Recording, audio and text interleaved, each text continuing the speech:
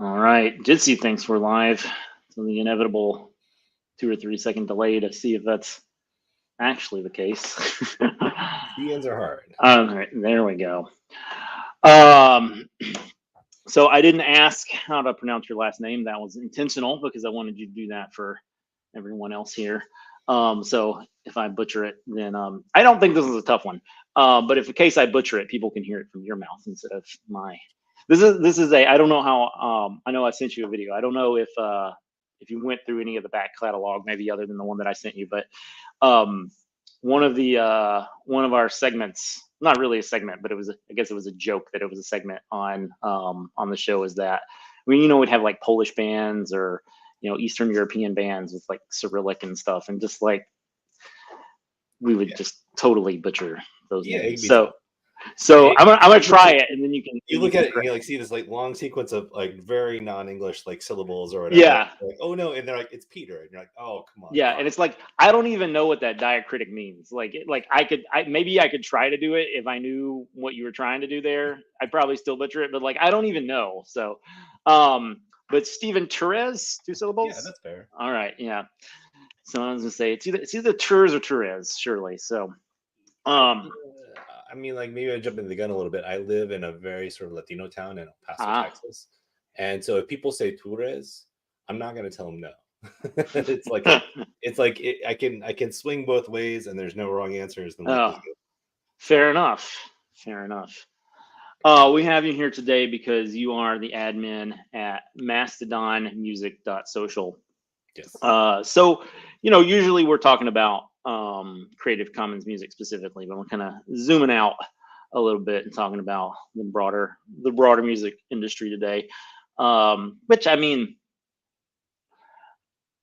there's a lot of artists that sort of weave in and out throughout their careers in the Creative Commons music and non-creative, and then like people will do like Cool Keith, for example, a name that a lot of people will know, and if you don't know, you look him up on Wikipedia. But he's involved in like for example, he's on like 2 or 3 tracks from the Polish Ambassador, his latest album. And so on the net label that I help produce, we've had DMC from Run DMC. Chuck D has been on a number of things. So this whole Creative Commons artist versus not Creative Commons thing is it's fluid.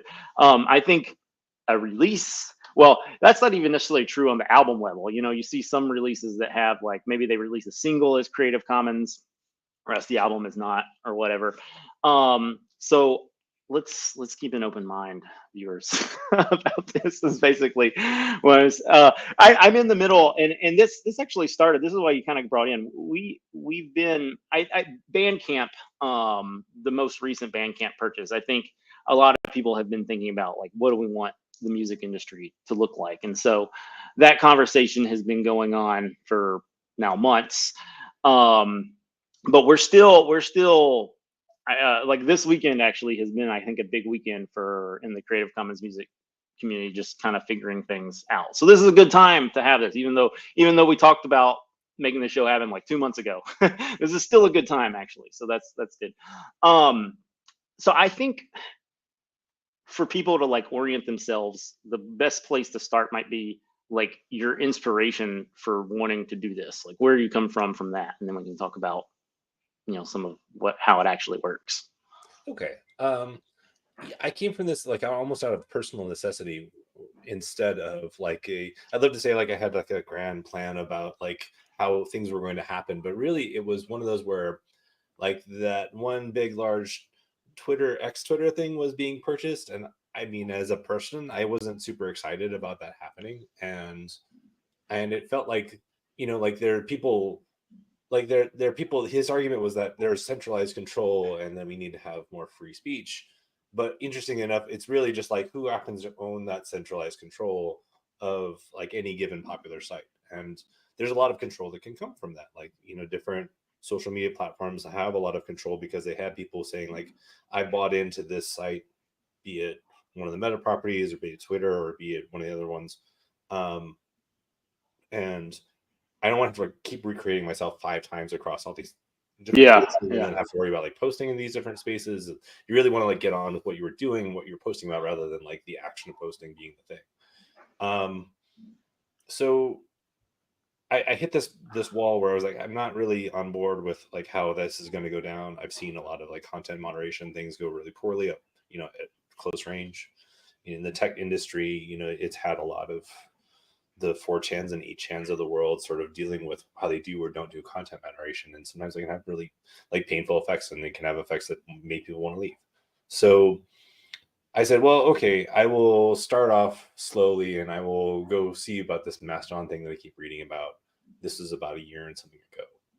And I went looking for, I joined, there's like top 3 or 4 Mastodon servers that are mostly run by the foundation that codes and distributes Mastodon. And they were very, very overloaded at the time because there were a lot of people probably on the same page as me trying to figure out what they wanted to do with their online and social media. I had moved my personal account out, but I had a musician account. I'm a musician as well. And what do I do with it? And I went looking for another instance, because Mastodon is a lot like email, where you can have email passed around between different servers and you can have social media passed around between different servers. It's a very similar concept.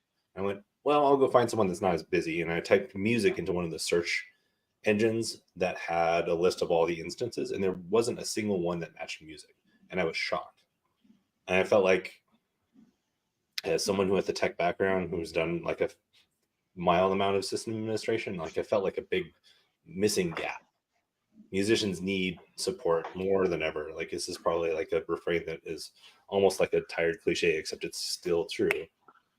And so I decided that I was just going to stand one up, and it's going to take me 20-30 minutes, like stand up a machine and stand up the DNS record and stand up and buy the DNS record. And I threw together a few like header logos and just said it's there. Now when someone types music into the search engine, it'll be there, and they'll know where they want to start if they wanted to have a band identity, or if they want to have like a label identity, or like a music blog or press identity or something like that. If they type music, they'll find something. And then the bonus of that is that Mastodon tends to favor, or make, at least it's technically easier for stuff on the same server to circulate amongst each other. So if you go to a Mastodon server, you have like a homepage, which is your feed if you're logged in. And then you have like on the server, people are talking about X.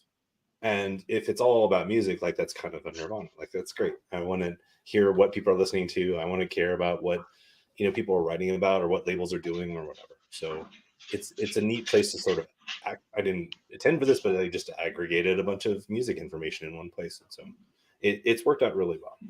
And it's, for me, it's like giving back to an industry that I feel like has been kicked around quite a bit by large businesses. So. Yeah. It's interesting, the whole music industry getting, musicians being kicked around and stuff. There was a brief period of time where, I don't know, like if it seemed like the internet was winning. Like, Jeff Rosenstock decided that his band called Bomb the Music Industry, like, he should disband it because it was anachronistic. But maybe that was premature, or maybe it's like the wars in the Middle East, and it's like one ends and then you wait a few more years and then another one begins, and that's just the sad circle of life. Like the top of things have aggregated, but then there's a lot of opportunity for like organic things to grow up from underneath, and there's a lot of tools to make that happen. So it's sort of like, I don't know that it's win or lose. I don't think it's fair to grade each other, but like, this is a little bit the higher, larger corporation driven stuff, that sort of revenue driven stuff, is like on one side, but then on the other side, there's things that people just put together because they feel like it. Yeah, and it's interesting because there is like I don't have numbers, but probably a large majority of musicians out there that, like, they're just doing it because they love music, but at the same time, like, gear isn't free. Going to, traveling, if you're gonna, I mean, any sort of travel's not free unless you're like gonna carry your amp on, like, which I mean you can do if you're really close to a venue, but even just driving or taking the train or whatever, it all costs some money. So I mean, it's interesting, the whole, like, the finances of the situation. And um it's a lot like that with, like, all these, with the different servers and stuff. I mean, like, it's not free to own, to like, I mean, the domain name is probably not very expensive, but it's not free. And then, you have all the, like, the back end hosting, like the database storage and all of that. Like, do you take donations for that? Do you get donations for that? Like, how does all that work?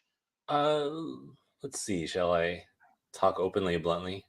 I mean, So if you want, that's up to you. That's a personal. I yeah, mean, like, like it's not cheap. You're right, and I'm happen to have like a day job in the tech industry. Interestingly enough, that can help pay for a lot of this. So I felt like it was my choice to build something and just give back. And if there's a donation jar, that's fine. But I think I wrote somewhere on the server that said, like, if you're thinking about donating to me, I'm okay, thankfully. yeah, Go buy an album on Bandcamp, like go to a live show, spend that money on something else. But yeah, the monthly cost is somewhere in the neighborhood of like $180 to $200, and I have not sat down and like costs, like made fantastic use of some like the tools that are available to make this probably cost a lot less. yeah, Mostly because I'm just paranoid that, like, I don't have like tons of time to sort of sink into this. Like, I don't have like 8 hours on a weekend to like sit there and like fiddle with cloud storage APIs, or fiddle with like cloud database APIs or things like that, to make sure that I don't blow anything up. So it feels really comfortable where like it's all sitting there on a VM somewhere, and I have snapshots of that VM daily, and I know that for the most part, if things were to go to the utter hell, I would probably be fine and be able to like bring the service back. And if, as you start, you could say, misusing like the stock deployment of Mastodon, like you start introducing a lot of risk that if you're not super comfortable with all of that, and you don't have like yeah. a happiness of like wanting to fiddle with it for 8 hours on a given weekday, then that's it's up to you. So I could probably maybe get the cost down to, I would assume, something like in the $40 to $50 range. And Oh, then that's significant. yeah, like then that would be fine. If I were to do that, and let's say for instance, like, something terrible happens, like I lose my job or something like that, then I feel like I could maybe ask around and get close to that number most weeks or most months, I would say. But I don't know that I would feel even comfortable saying that like I should even be asking for that amount of money from like the community on a monthly basis. So Yeah. um Well, yeah. so I have just a kind of a new perspective on that. This immediately goes to YouTube and then syncs to a PeerTube account. Mhm. And um, it took me a little while to figure out the nuances of the YouTube sync, but ultimately I figured out one of the reasons our videos weren't syncing is because our daily limit was too low on the server. And so they were just never going to sync because the videos were too large. Like, we were fine on our like maximum capacity, but like, unless it happened to sync like across 2 days and hit it just perfectly, it was just never going to happen. Um, but the guy Dave that runs Dalek.zone, DALEK.zone, Dave, the guy that runs that, he was like, hey, I can increase your storage, and I was like, well, I mean, I appreciate that, but I understand this isn't free for you, so like, if that's what you need to do, that's what you need to do. Now, I don't know what happened, but not super long after that, something happened to Dave financially, and he was going to have to close down the server. Now, it has happened that a guy named Ben. These people probably have last names, but I don't know if that Ben's name is public, and I don't remember it in any case. But a guy named Ben I don't know if he gave him storage or found him something cheaper that he could afford. I don't know what happened, but Ben saved him. So I mean, but this is like a real thing that people need to consider. Like, you know, it's running a Mastodon server. I would think would be cheaper than running a PeerTube server, but it's also like performance is maybe more, like the storage is going to be definitely more. Like if you take your average Mastodon instance and your average PeerTube instance, like video is just big, but like scale is also like mastodon.social is not a cheap place to run, like I don't know how many, do you know, like ballpark how many folks are on mastodonmusic.social? We have 430 accounts. I think Okay. Mastodon thinks that I think it's either 150 or 200 are active, which I don't know if that's like have they logged in a few days or have they posted in Yeah. a few days. I would assume that not all musicians are posting at like the same microblogging frequency as like personal accounts. So I'm not too worried about what that number is. Yeah. There is another Mastodon music server. There actually is probably a few now that have about the same number of people as mine. Is it musicians.today? And what's interesting is that like in the sort of commercialized space of these sorts of things, like you would see them as like adversaries that like we need more people than they do. But Oh yeah. honestly, Yeah. like the neat thing is like we're all friends at this point, and we're able to sort of like be like load balance in a sense. Yeah, yeah, and that's actually a really important point that people that are new to Mastodon may not. Let's have a history lesson. Sure. So back in, I'm going to say 2008. I don't know if it was 2008 or 2007 or 2009, but believe it was 2008.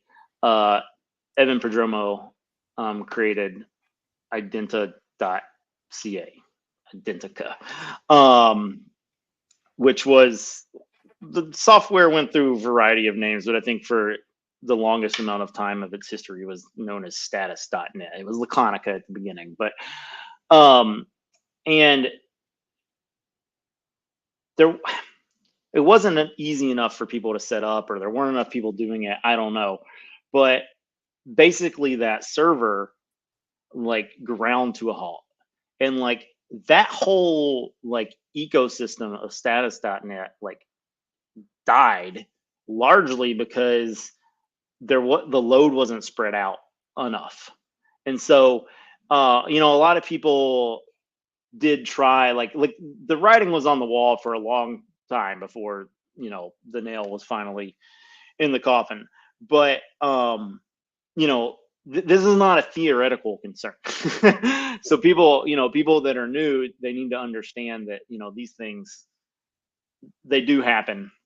And it's entirely possible that the code base from Mastodon is just better, and so it's less likely to happen. I don't know. I haven't investigated. I mean, I remember in 2009 or 10 or something, installing I think it was Laconica still, locally, to look at like using it internally, at Epic where I worked at the time, and we ended up not using it. I don't remember why, but we kind of stood it up, and we ultimately just didn't move forward with it. So we never did any performance testing or anything like that to even get that far. But yeah, again, these are not theoretical concerns.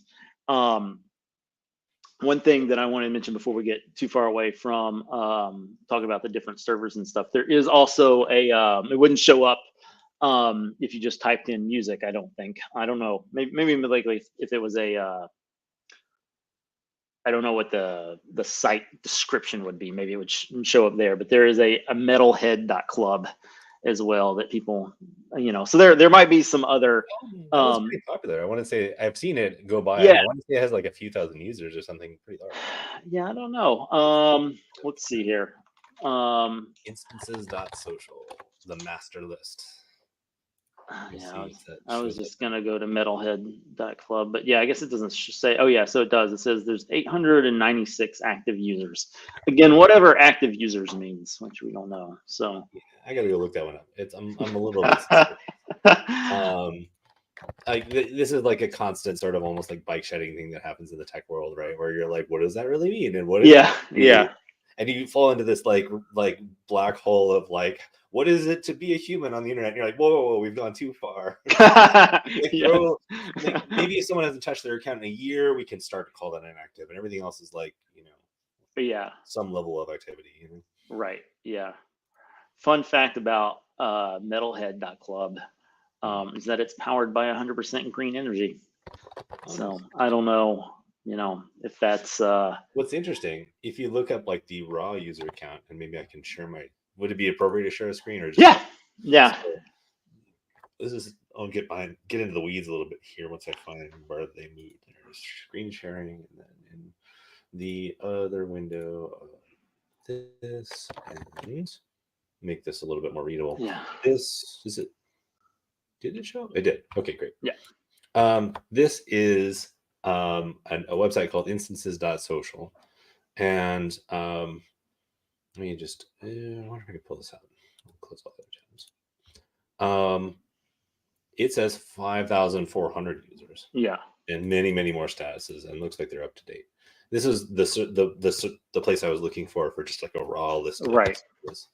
I'm in here as well. Here, if you type music, here's my musicians.today, mastodonmusic.social, and then there's another one, musicworld.social. I've not investigated. There's a pure musicians Yeah, only or sort of focused on that over here, classical music. So this is all kind of what I would hope to have. One of the other neat things about Mastodon is that there is a way to migrate from server to server, and to some extent that sort of like brings your followers and who you follow somewhere else, and brings a lot of your history over as well. And that's one of those niceties that really makes this feel a little bit less like email and a little bit more like you have a persistent thing and you can walk around with it, and it can be resilient against like my server going down or something wild like that. So yeah. what is this?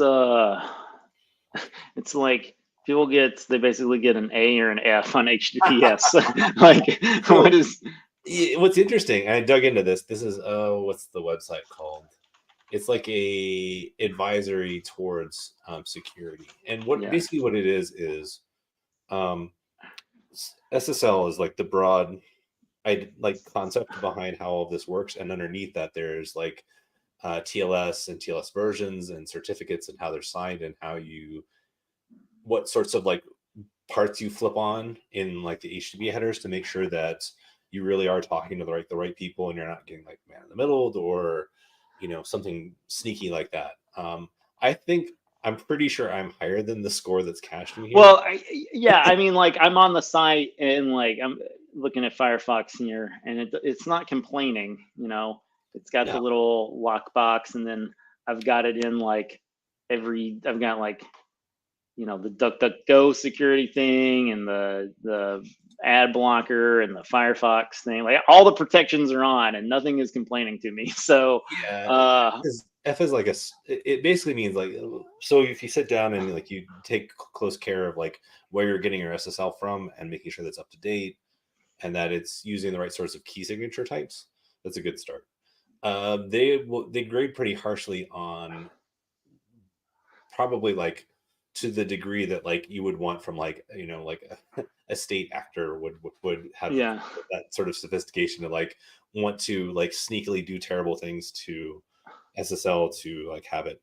One of the things that is in there that I'm trying to work on is this perfect forward security that's like in a post quantum computer world where quantum computers can break with relative ease any sort of existing encryption methods. Then you have to start using these ones that quantum computers happen to be bad at cracking. I thought I implemented it, but their site that caches these seemed to only let me ask like once a month. mm. So it's a little bit weird, but I'm pretty sure I've actually made it work, and I just have like a latent bad grade. There's also I see that like the Boston Music dot online, they have an E, whatever that is. That's It's A plus is impressive from the sense that um there's a bunch of like address security that you can throw into your header that makes it actually really hard to like switch certificates. So like if these people with an A plus were to switch or update which certificate that you're using, which has to happen on a periodic basis, they would have to time it really, really well with how quickly they get it and how long their users cache that for however many number of hours or days. So it's a little bit risky to go that high, but it's very, very good security. So what I'm assuming the obs is for observability, but I mean, it doesn't really tell me what makes it good, what makes it bad. No mouse over either, which is unfortunate. But some people, I saw some D's, so there's a little more variety in scores than in the HTTPS. That one's... I didn't set up IPv6. What have I done?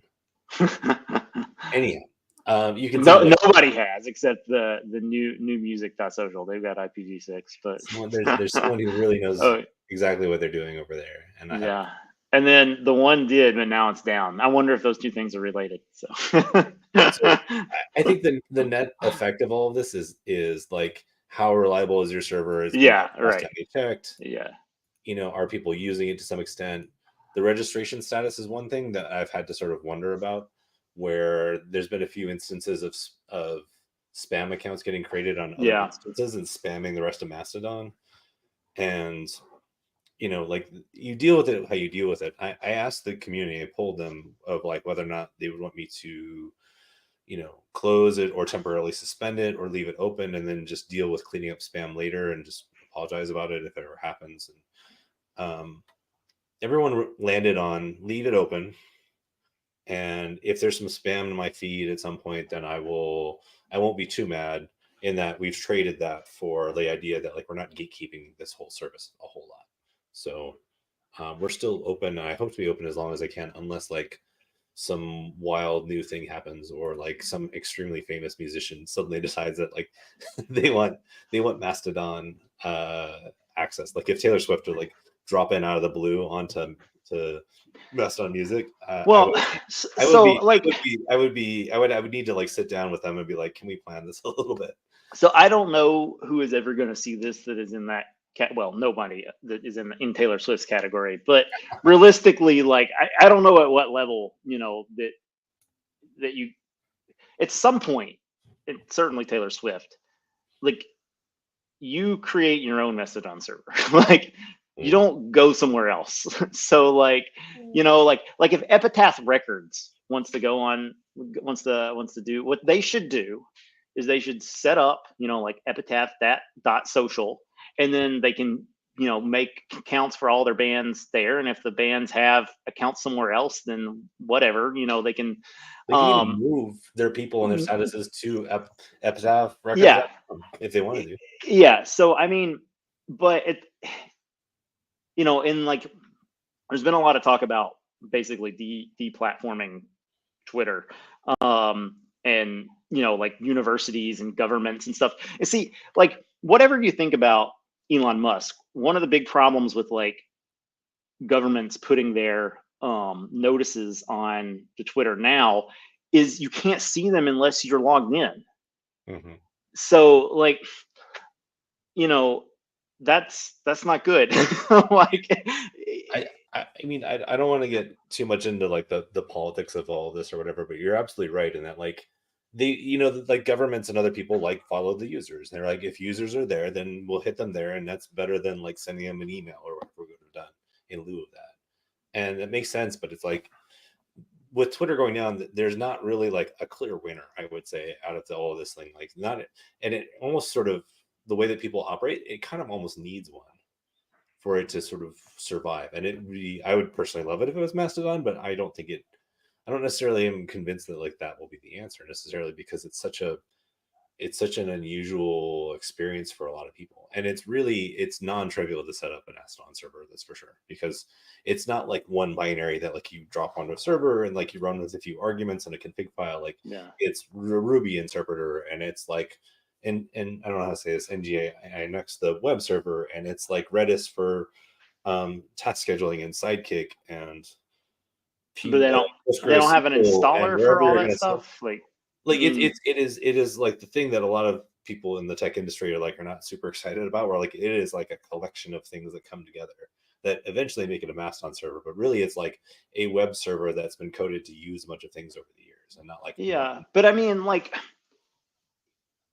a decade and a half ago, we had like XAMPP. Like this is a solved problem. Or like there's a path for like getting installers that will do lots of things. Like if you just had like obviously there's different Linux distros, but like let's just say you have an RPM for Mastodon, then it pulls everything in. Like again, this is like something that people know how to do. They just haven't done it. Like Let's see, they have somewhere between like 2 and 3 full-time people working on Mastodon now, and for a while it was just the one Eugene, the founder, sort of yeah, working on it as much as he could. I don't even know that he had income or if he had to like go have a second job for a yeah, lot yeah, of yeah. things. So I mean, it's nice in the sense that it doesn't depend on a package manager somewhere, but like you really have to kind of know what you're doing, to the point where Yeah, if you didn't know what you were doing, I would steer someone to one of these. yeah, There's like the alternative is like these like hosted solutions where someone will just turn up a Mastodon server for you and just do yeah, all this and then run it in their container and keep it up to date, and you don't have like probably back up to the database, the most important part of all yeah, the posts and statuses and people and stuff like that. That's yeah. that's great for people. I guess whatever that, whatever. So like, I don't know who's is like DigitalOcean. Do they have like a Mastodon click, or like who who has those? Do you know? Oh, you mean like the one-click solution is like Yeah, the DigitalOcean? Maybe is that what you said? that's what I said. It could be Right. Linode. There's, you know, Yeah. I'm just thinking like whatever they've done to make that a one click, like they could, again, I don't know who it is. But like they could open source that, and then like whatever, because they're scripting that. Like it seems like something, maybe somebody has done it, and they're just the Mastodon team isn't promoting that. And maybe for good reason. Like if they don't have a relationship or whatever, then it's like, well, that's not our official installer. So it gets dicey. I'm curious about this because like I'm surprised that this is a problem. Yeah, it is a little bit weird. It's not yeah. It could be a lot better. Like if you've ever done like an update, like it's like you have to like sync from Git, like all the new changes from source, and then you have to kind of like compile and run like this thing to make sure that all the dependencies are clear, but it's not all the dependencies, and you might have to get Mm, dependencies that are sitting already on the disk from like your, if it's Debian from your app repo or something like that. yeah, I don't want to get too much in the weeds of this, but like it's very flexible, and it probably permits a lot of things from like your self-hosted single person all the way up to yeah, social or something like that. But like it it really, like, you have to kind of know what you're doing at all of those points to sort of say like, well, in this part of the instructions I actually have this happening, so that I deal with my databases in a much cheaper, faster, well distributed way or whatever. So it's a little bit like you can start from here and you get a few instructions, but as right, soon as you start moving out of that, like you're kind of on your own. for sure. Um, I haven't looked at any of these. Like I know that like you can subscribe to PeerTube instances from Mastodon, but it doesn't really, like, you can click subscribe, but like you can't actually see the feed, or at least you couldn't see the feed on the PeerTube instance that I was using. So maybe there's like an activity pub like mishmash or something. I don't know, but there are other activity pub things out there. Is this like maybe you don't know, but do you know if like, is this something that why somebody would go to like Blue Sky or something Yeah, besides Mastodon? It just, Threads is the one that seems to be emerging, or Blue Sky, and you know um and the other thing is, like, can you leave Twitter safely? Like, do you have to leave up some level of your stuff there to make sure that no one comes along and like oh yeah, impersonates you? So like that's it really does sort of, I think that my tinfoil hat conspiracy is like that's the goal. Like making Twitter like less fun is to like sort of like make all these communications a lot harder to do. I yeah, could be wrong on that, I don't know, but like if that were the case, like mission accomplished. You know, they Yeah. have made this really complicated as a word to meet people, and there's, like there's, you know, you immediately, when you drop into like the blue skies or the threads of the world, like you get sort of confronted with like a very Twitter like experience, not just from like it looks like Twitter, which is nice for users, but it also sort of acts like Twitter in that like they're the same sorts of folks are there, like sort of stirring the pot, and like the same sorts of conversations are happening. And Hmm. there's, it's, that was the other nice thing about Mastodon, is like you really were starting from scratch without much of an algorithm. And so if I'm following a couple comedians and a bunch of musicians, then that's pretty much all I see. If I Yeah. subscribe to the one of the photography feeds, that's really all I see. And there's not a lot of like entrance in from other topics being in there. One of the Yeah. features that happens on every Mastodon server is the admin's responsible for like maybe promoting certain like virally posts or posts that are getting a lot of like likes or reposts or whatever. And it's a regular thing that I have to sort of double check on hashtags and that really is like a way where I think Mastodon's trying to imitate that experience of like you will have interesting posts in your feed that don't really relate to what you were looking for. Um, and I think for the musicians one, I've mostly stepped back and I've whitelisted a few sort of music centric hashtags and posts, but I haven't tried to get involved much with politics. Hmm. I've left that to the user, because Yeah. if you're not careful, like that's the community you build around that, and it stops being about music and it starts being Right. things that if you wanted that information, you could find it elsewhere. It's not like hidden, but it's not like a core part of what I think is important around enjoying and listening to music. You brought up threads. People got big mad about threads. I don't know. It feels like it was in the past. But so so I was talking about it with somebody. I don't remember who it was on one of these shows. But we were talking about, like, I was talking about it like, oh yeah, threads is a thing. But it turns out that like threads is like never federated. I guess, I don't know, did they decide not to, or are they still thinking about it? It's like they talked They about it and then didn't do they it. promised that they were going to start turning on Mastodon and activity pub support sometime in like the next few months. Okay. So they're still pretty serious about that. And I Yeah. wonder, is it like a hedge and they're not going to invest in it well, and they just wanted to like create, their networks out of this, or do they really care about this long term? I don't know. But I think that it's a little bit dangerous to federate with that, because like you invite in the door like a different set of rules around like moderation and things like that, where like, if you say something that is meant to hurt someone's feelings, but is not like outright like something banned in the Constitution, like that it's not inciting violence, but like it's really harassing people, like they're okay with that. And you have to wonder whether or not that clashes with the rules that you've set up for your own server. But I So mean, isn't that a problem regardless of the server? it is, but like Threads represents like a whole bunch of people, and so they're not going to check in on every report of every post. They haven't. Like they're like everything else, they try to insert as much AI or Yeah. deflection of these posts, because paying people to sit there and check in on these posts and see whether or not they're like really hurting people is expensive, Yeah. like server space or anything else. So they really only do it if you're like, is it one of the extreme categories where it's like publishing public information, like doxing someone, or like immediate threat of violence, or like extreme situations around violence as well, like live streaming like a violent act or something like that. Yeah. Yeah. That's like when they get involved, and there's special buttons for that, so that it goes straight to the people who are paid to be there. But they really don't care about, if you're just trying to be a jerk and you're trying to mess with people, they really don't have a button for that, other than like, well, you could block them, but like that doesn't really like scale very well. So Yeah. like Fair what they enough. really need is like a no jerks button. And like I would,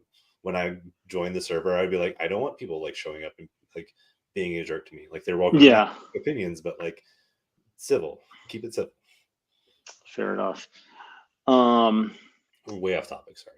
No, that's yeah, no, I mean, this is, again, like, these are important considerations if people wanted to, even if it's just like a, hey, this is a fun project, I'm never going to let it get big, but I want, you know, a Mastodon server for my band or my label or whatever, then you know, these are things that people got to think about.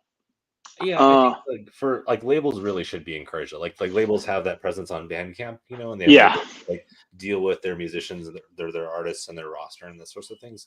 And I think that labels should at least consider how to do this for their own band so that they can run their own service and understand like how people should interact. And like if you're one of those labels that's like totally open to no holds barred free speech, then that's your choice. Maybe you want even more crazy free speech to happen, and you know people can pick and choose whether or not they want to be a part of that. But you know the it's great for probably like those small to medium sized use cases. It's probably too much work for one or two people unless like you really enjoy like noodling around with Linux. yeah, And it really isn't great for like, you know, probably above 1,000 or more. I'd have to really think about a whole bunch of technical issues around scaling. So yeah. Of course, if you know, if you're a university or something like that, then you know, right. like you have the technical people to be able to do that, And presumably. that'd be great too, because universities they have like they give you a student account for a while, and then people either end up with like they get dumped on the alumni server sometimes, or they Yeah, just lose access to it. Whereas with this, they'd be like, you're graduating, you have 3 months to move somewhere else. So yeah. take everything with you and not necessarily be tied to like your alma mater. So yeah. As often happens, we have not played any music, which is fine. But I think now might be a time to do that. Sure. How do you feel about punk rock? Punk rock? Oh, Yeah. punk's awesome. All right. Let's listen to So Do I by The Chisel. Nice. Okay.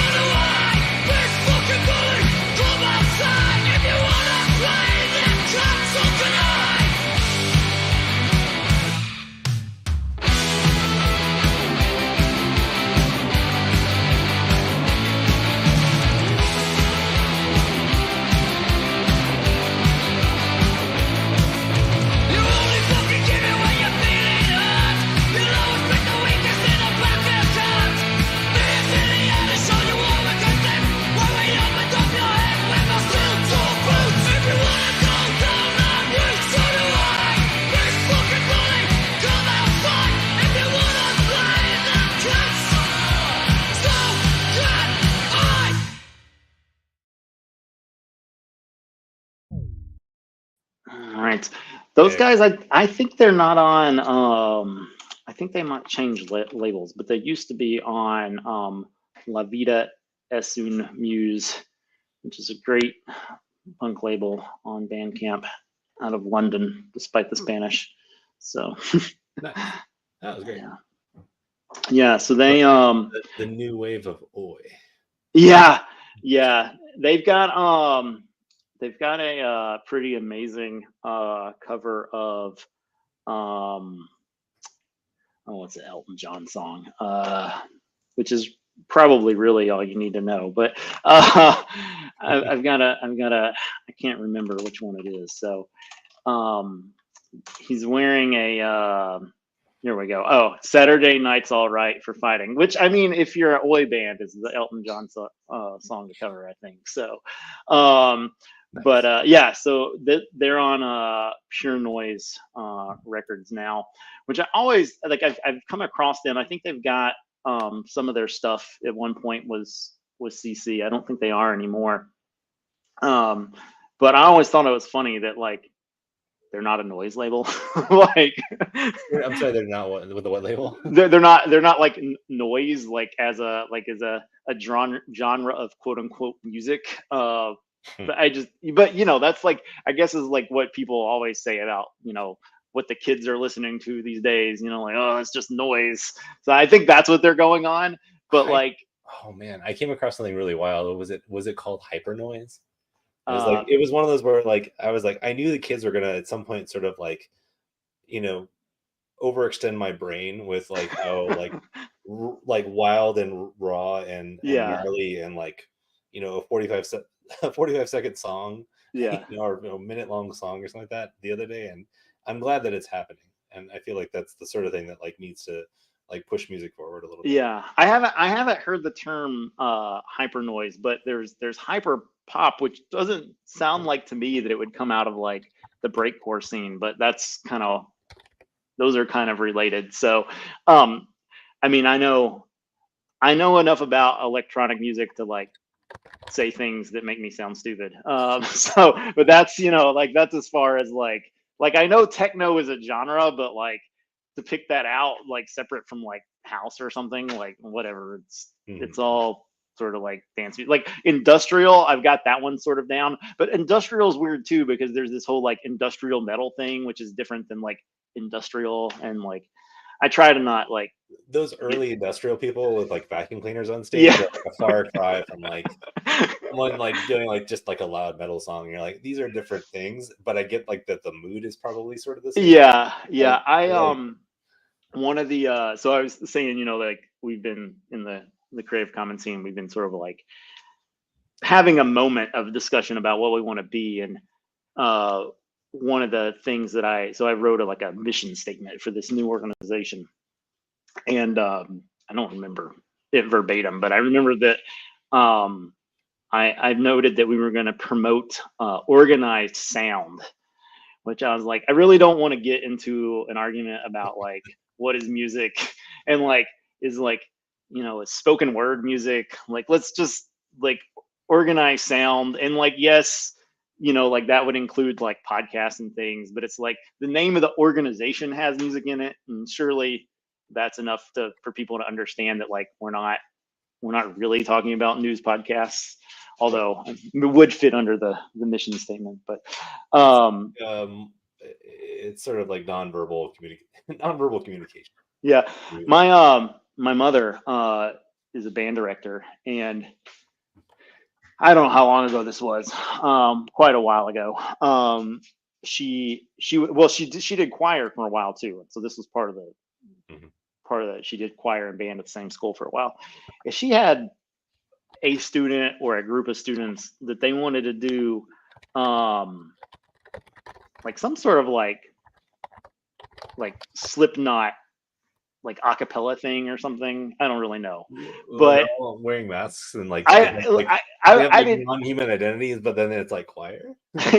Yeah, I I didn't go see the performance, but my mom told me about it, and basically, she's like basically like what is choir, what is like chanting is like been a part of music for like thousands of years, and like so this is their rhythmic vocal things that are happening. So he was like, she had to like give sort of like see, this is in like rural North Carolina, so I mean maybe it would it's like, oh, okay, like if you do this at like some sort of like you know private school in New York City, is like, oh, it's the avant-garde, like, but in rural New York, she felt like she needed to like explain, or in rural North Carolina, she felt like she needed to like explain this. So I mean,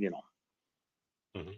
there wasn't any like backlash. She didn't get fired, that sort of thing. But it was just an interesting perspective on like the real questions of what are music, or what is music, I guess. Um, so, um, and I might not have even thought about that, but the guy that runs Net Label Day, Omar.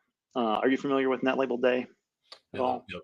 Tell me more. Well, Net Label Day is basically um, a day where honestly not a whole lot happens other than two things. A bunch of things get released, and then now Omar has a stream. Now, years ago, I wanted to sort of like do some more stuff with Net Label Day, but the idea is just that like we recognize, the net audio movement, and we have a day where we all come together and yeah, a bunch of stuff gets released. One of the guys on my label, Donnie Ozone, he's released something like it helps that he like only releases singles basically, but like every year he releases something for Net Label Day.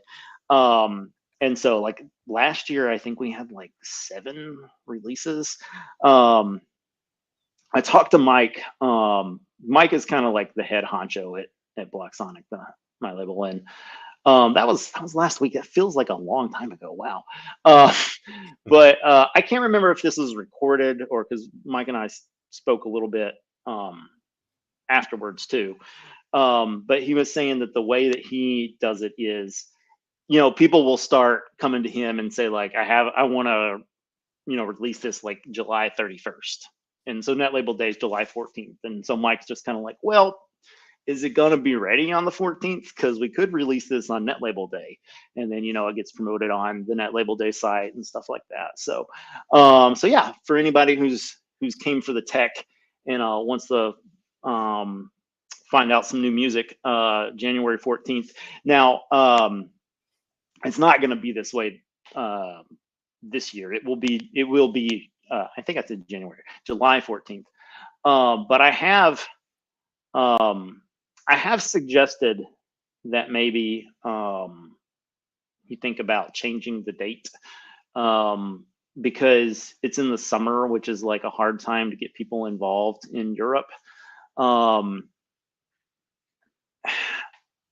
It's interesting. Like, Well, like Record Store Day is like September, right? I feel like that's well, so it used to be in April, but then like I don't know what it's going to be this year. Actually, because we used to do Record Store Day releases, and that was another thing I talked to Mike about. Again, I don't remember if that was something recorded or not, but we don't have any. We didn't submit anything this year. So yeah, it used to be like April. Yeah, so it's April 20th this year. But what they did, at least in 2020, maybe 2021 too, I don't know, is they split it up into multiple days. And so I think they did have one in September one time, but they're back to one day, I think. We were talking before about cats, so one of my cats has decided to join me. That's what's happening over here. Yeah, she's probably outside, Yeah. patiently sitting. Not like most cats that would like go nuts, but she's No, yeah, my cats. If I shut the door, it's like a beacon. Like if the door is shut, then they must find out why. exactly. Must be opened. But yeah, Net Label Day is super cool, and the reason why that we're talking about moving it is because if we do want to do other stuff around Net Label Day, making that happen might be easier if it were another time. But it's interesting that the European perspective versus like the North American perspective, because like my perspective is like completely the opposite. Like people are off work, some people are off work, like, teachers and stuff. And then like we get like where I work, like we do half day Fridays in the summer, like, and so it's like I have a lot more time to do stuff in the summer, but they're just like, nope, shut it all down. Like, Yeah, I mean, like with my job, we had a team that was in Stockholm, and they had like an elaborate spreadsheet of like so that the entire office didn't accidentally take off the same 2 weeks, and like yeah, everything goes down or everything's like madly at risk all of a sudden. So I yeah, mean, it's definitely a thing that like they really try really hard to like unplug from what they're doing and do something else. And I respect all that, and I kind of wish there was more of that globally, but yeah, it's unavoidable, I think, unfortunately. yeah. One Uh, one of my coworkers like goes to like the mountains of Japan to like study with like this like literally like a ninja like person that he read about when he was a kid or whatever. And he's like, once he hits that send button of like I'm leaving, like there is no communication with me for like 6 or 8 weeks or whatever, however long he takes off. Yeah. So Well, it's a yeah, thing. that's Sorry. Yeah. remember what, the other thing. So one of the things we're talking about doing is having like some sort of like online conference. And one of the things that I suggested is maybe just having it twice a year, and then um, basically we don't have a repeat of the same thing like for the Southern Hemisphere, which I mean, like, not as many people live in the Southern Hemisphere, but they exist. So, Mhm. um, and actually it's hard for me because like my Spanish is pretty bad. Like it's better than any other like second language, but it's not good. Um, so I don't have a real sense, but just sort of poking around the internets, I feel like the net label scene in South America is pretty good. Nice. Like Africa, I like there's South Africa, and then there are a few bands out of Tunisia. Um, but like other than that, it's like a Creative Commons wasteland, Mm. which is sad. And we've we fought like to like get some recognition to the few artists that are there, but then one of the net labels that used to be based in Tunisia, they moved to Montreal, so it's like now I've got no one, like, so um so One that's sort of an ongoing struggle. But one of the things that was pointed out to me within Africa that I just sort of like punt right now is whatever you're tooling or whatever you're messaging or whatever however you're meeting people with, it should always be mobile first yeah, because they have such a better penetration. They have better like cell coverage and better phone coverage than a lot of places in the United States. And that is like because they were a little bit late to the game in terms of like wiring for internet, like they don't have this legacy idea of like we have to burn like fiber and everything everywhere. They had better 4G before we did. yeah, So like as long as like you are finding people in those venues that promote themselves better on like on mobile apps or on mobile web pages, you'll probably do better than like desktop. But yeah, that's, I mean, yeah, that's a whole nother a whole nother topic. But I feel like that the sites that we use, they all have mobile sites, but like the Bandcamp mobile is not like the one thing that bugs me about the Bandcamp mobile app is you don't have any license information. mhm. I mean, like there are other things that bug me about Bandcamp globally, but like that's like there's no difference. The web, like desktop versus mobile, but the mobile app, yeah, they just strip the license information, which Mhm. um, I guess it like makes it cleaner, but it's like you'd think they would give it to you somewhere. Mhm. I don't know, but um, all right. By the way, I'm gonna drop in the chat here. Oh, okay, Not that we should play this right now, but here's okay. the track I was listening to, and I looked it up, and it was off of Epitaph Records, so I shouldn't be that surprised. It's Ah, I think it's even age restricted, so it probably would be good to put on the live stream, but that's just for later. yeah. If it is age restricted, actually, it wouldn't let me play it. So that's been my experience. But go listen to it later and just like be ready to be like, okay, this is gonna like challenge my idea of what I thought others were doing, which is great. Yeah, So I was like, I knew this moment would come. I was young and now I'm old, and here we are. yeah. Um, my dog has decided to come in here too, which he did before too, but I don't know. He's It's like probably the just, rule. Like if you can hear a dog barking, then you got to show the dog to the conference. yeah. I wonder if he's. I don't know what his deal is. He might need to go to the bathroom, but I have no idea what this other. So I picked out like a couple of tracks to play. I don't remember this one at all. So the Chisel is, they've been in my own personal zeitgeist for a while, but these guys I don't know. So it's gonna be a mystery to all of us. But let's check this one out and see. Hopefully, I didn't pick like a 13-minute track. No, it's not something I probably would have done. But this one is called "All My Friends Hate Me," which is well, that's the name of the band actually, which is sad, and the name of the track is "Heartbreaker," which is also sad. So maybe we have a sad track on our hands. Let's find out. Go.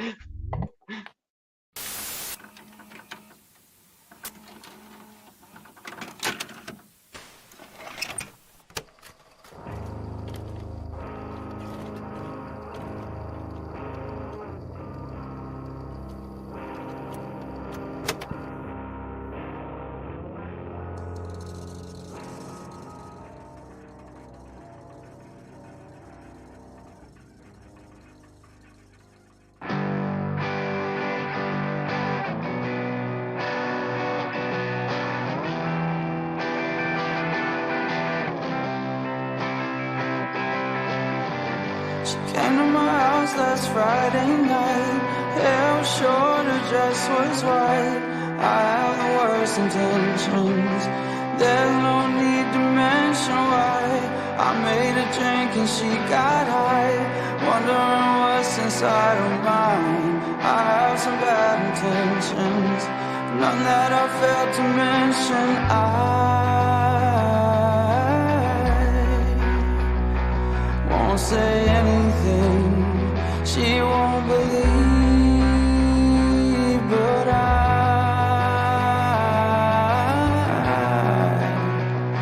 still got heartbreaker written on my sleeve. Next time we meet up, we'll buy some beer, drink on the street till we're sincere. She won't fail to mention she's got the worst intentions. My eyes wide, I start to stare. Her white dress and messy hair, sunrise breaks attention. Her face failed to mention she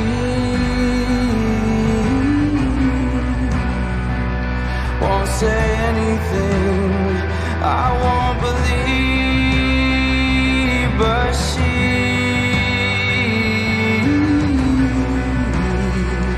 still got heartbreaker written on her sleeve.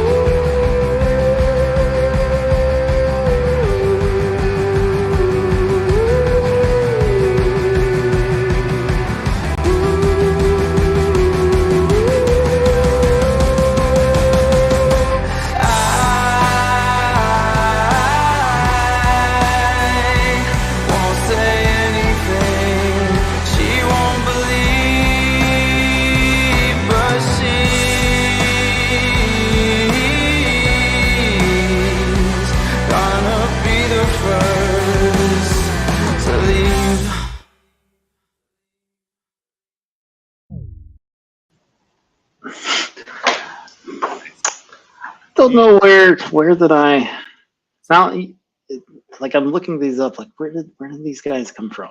I'm wondering if I got them from Rhino. It seems like are you familiar with Rhino the Bearded?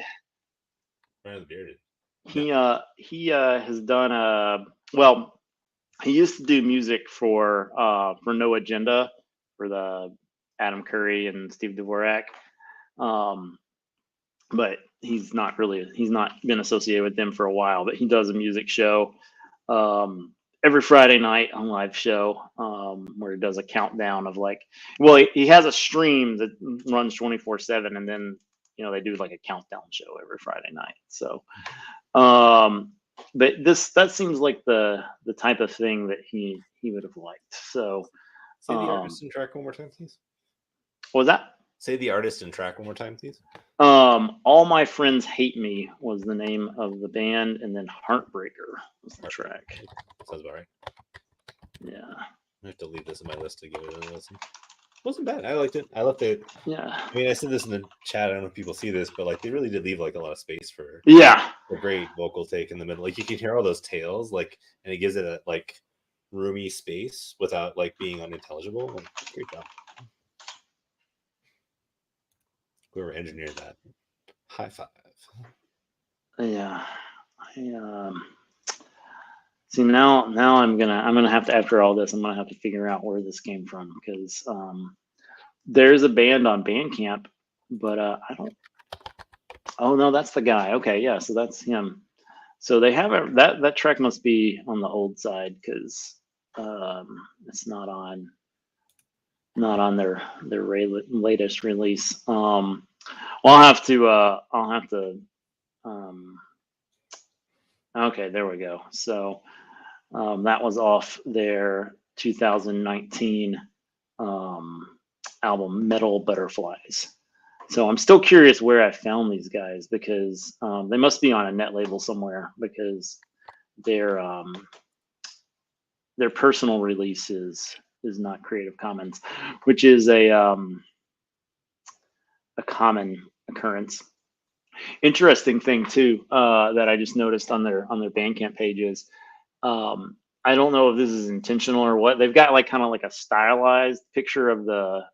Well, it's not kind of stylized. It's very stylized picture of the band, but there's a billboard in the background, which it's cut off. You can't actually see it, but it's very clear that it says it's time to talk about Alzheimer's, which I feel like is just like an artifact of the picture, that it just happened to be there. But it's kind of interesting that it's very they spent so much time like wisping away at like the band members, and then they left in this like billboard. It's kind of interesting. I don't know if they're trying to tell us something there, but yeah, I feel like by the time you spent that time, like it's not like whoever was doing like the Photoshop changes on it like forgot about that thing. It's like, yeah, it's like my least favorite sin, or my most, I don't know if say favorite, my most egregious sin like is in that Jet was a band big like what 15 years ago or 10 years ago or something.